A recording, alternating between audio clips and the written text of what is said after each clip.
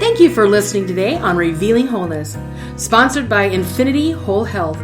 Check out our website at infinityWholeHealth.com, where we are revealing the eternal in each individual, the infinite in the individual.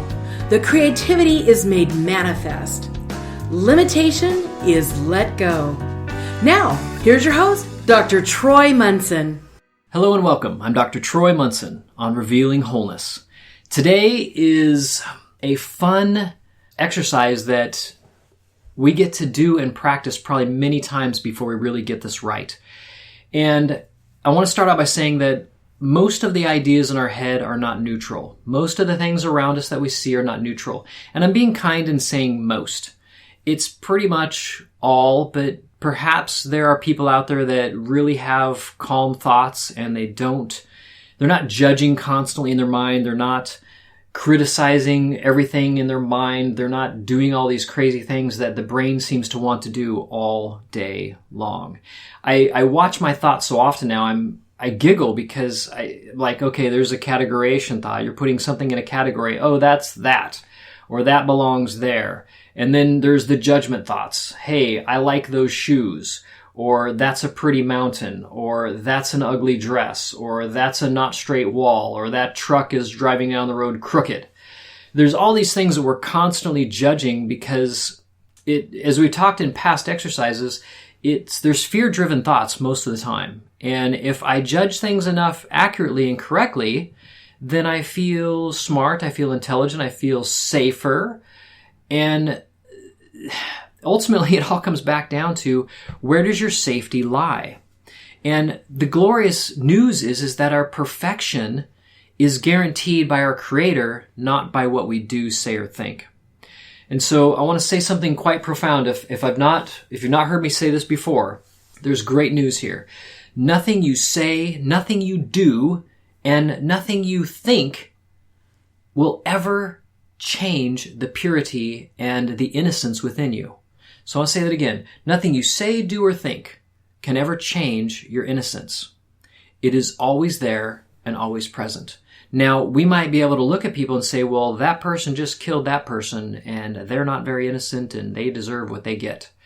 But ultimately, as we get down to it in reality, we're living in a world that, things happen, to put it nicely, as the saying goes, but they don't make us who we are, because we were created perfect in the beginning. Even though we may have a lot of beliefs inside of our head that don't allow us to live out that glorious life, and so we do have individuals that feel like they lack, or that somebody's taken advantage of them, or somebody's pissed them off, and so they kill them. Or we have a spouse that cheats on their spouse because they don't feel taken care of. And now we've got hurt going on in a relationship, or we have people out there that are stealing because, they think that it's coming to them, that the world deserves to give them something. Or somebody else is lying about something because, everybody lies.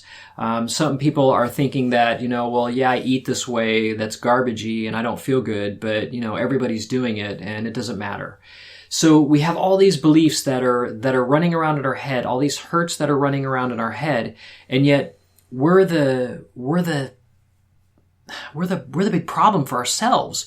And I love the aspect of looking at the question where you have, let's say, a friend, and we've seen television shows talk about this, like somebody dates a bunch of people and every relationship they have fails. And when people start to realize that, hey, I've now dated 30, 40 people and every one of those relationships have failed, I wonder what the common denominator in each of those relationships is. And the friends stand back and point at the person that's asking the question, but the person points at every person they've dated saying they were always the problem, but you and I always know who the problem was. They were. If I have failed relationships, I am the common denominator. Well, if I have all these dark thoughts and these troubled thoughts and these insane thoughts, let's call them, guess who the common denominator in thinking all those thoughts is? It's me. And so as we get a handle on that, we realize that most of our thoughts are not neutral. Most of the things around us don't appear neutral either. We're constantly judging them, and we're judging them in a very limited aspect of what they actually are. And so if I look at a wall, I've now labeled it a wall and it cannot be anything else. And I've kind of talked about this already in a couple prior lessons, but it goes with repeating that as we start to belay or stop or halt the mind's constant labeling of everything that it sees, good, bad, indifferent. If I call a mountain pretty, then that means there are mountains that are not pretty. And if you're out there thinking, well, there are mountains that are not pretty. Well, it's a mountain. Who cares? It doesn't care if you call it pretty or ugly or not. It's just a mountain. But we seem to have a vested interest in that. And now we care. And now we put all of our personification or our being in our judgments. And then when they're wrong, we're devastated. But the problem is that when we judge anything from the limited perspective of what we have, we are 99.999% of the time wrong. And that's a kicker. It's like we must ask ourselves, the more we judge, the more that person probably really wants to be wrong. And I would ask them, do you like being wrong? Are you happy in being wrong? Because you seem to judge a lot and criticize a lot, and that just makes you wrong. But you're trying to make other people wrong too because you realize how wrong you are. I know that's kind of hard to follow, but if you rewind it, you'd be like, okay, I get it. That makes kind of some sense to me. So as we cut down on this brain activity and allow just things to be and people to be and stop judging and stop trying to make them something they're not, we now begin to let go of a lot of the weight we put on everything we do, and things begin to be easier. Things begin to be more pleasant. I now can have a better time, and I don't take myself so darn seriously. I'm starting to be lighter and lighter and lighter, and as things get lighter and lighter, they literally get brighter and brighter, like that kind of lighter and lighter.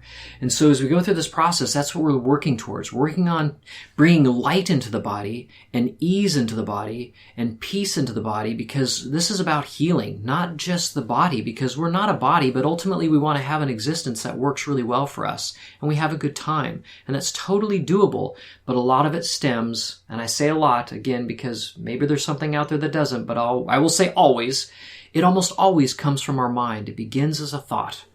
And so today is practicing there are no neutral thoughts. There are no neutral things. My thoughts about everything are not neutral. And so as we begin to recognize that, we begin to soften us. And so I love the reinstatement of the first beatitude. I believe it's Matthew 5:4. And it says something archaic like Matthew 5:4 states, "Blessed are the poor in spirit, for theirs is the kingdom of heaven."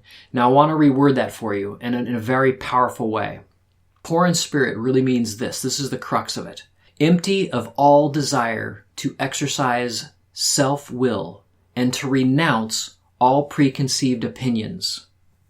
Now that's a mouthful.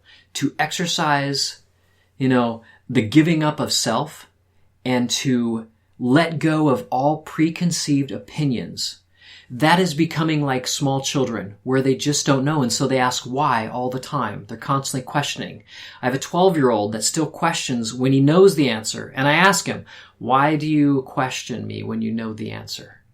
I said, has somebody made you wrong today so you can feel right by asking me a question that you know the answer to, and I tell you the answer, and you know in your mind that, yep, that's what I thought. I said, if you need me to do that, I will do that. And so we have these kind of candid conversations in my household because I like to kind of cut through things. I'm not big on small talk. I would rather have big talk. Life is too short. So as we go through this process today, watch all the things in your life and the things that you look at, how they are not neutral. Some may tend to cause fear. Some may tend to cause anger. Some may tend to cause desire. Some may cause guilt. Some may cause shame. But all of it is fear-driven. And so be very aware of that and be conscious of that. Until next week, explore the next topic. Until then, I'm Dr. Troy Munson on Revealing Wholeness. Thanks for listening. If you have any questions or comments, you can reach Dr. Munson at 360-893-8586 or email him at chiroman@dr.com. That's CHIROMAN @dr.com. Check out our current workshop schedule on Facebook at Infinity Whole Health.